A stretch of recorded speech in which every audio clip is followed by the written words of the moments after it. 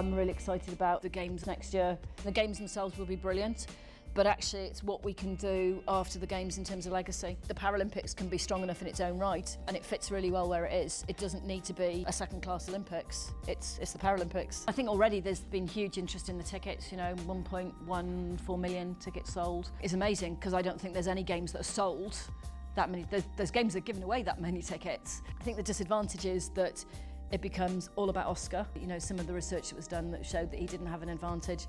Some of the latest data is showing that he does have a massive advantage in terms of his prosthetics, not so much from the design of the prosthetics, but in terms of the blood flow, that because his heart's not having to pump blood all the way through his ankles, then he's much more efficient, and his VO2, his oxygen capacity, is much more efficient. I wasn't in Daegu, but from guys who were there saying, you know, the reaction for the public to him was huge. You know, the only person who got more of a cheer was Usain Bolt. So I think for the Paralympic movement, that there's a lot of positives.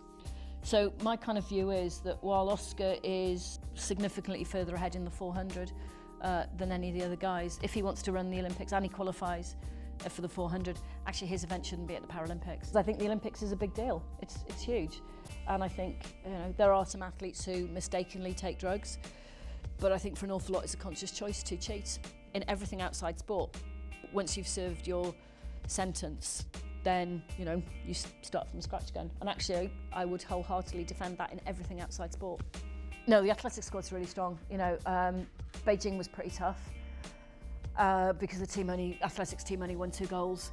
But actually, if you look at previous games, the decline was happening a lot longer than just leading up to Beijing. So the athletics squad in Sydney won 20 goals, in Athens won 6 from 5 athletes, and then 2 in Beijing. So actually the decline started just after Sydney. My husband coached a young girl called Jay Jones, and she's amazing. She's 15. She went to World Seniors, and she's kind of pushing faster at 15 than I think I was when I was 25. A really good squad of youngsters coming in now, which we didn't have, you know, between Athens and up to Beijing.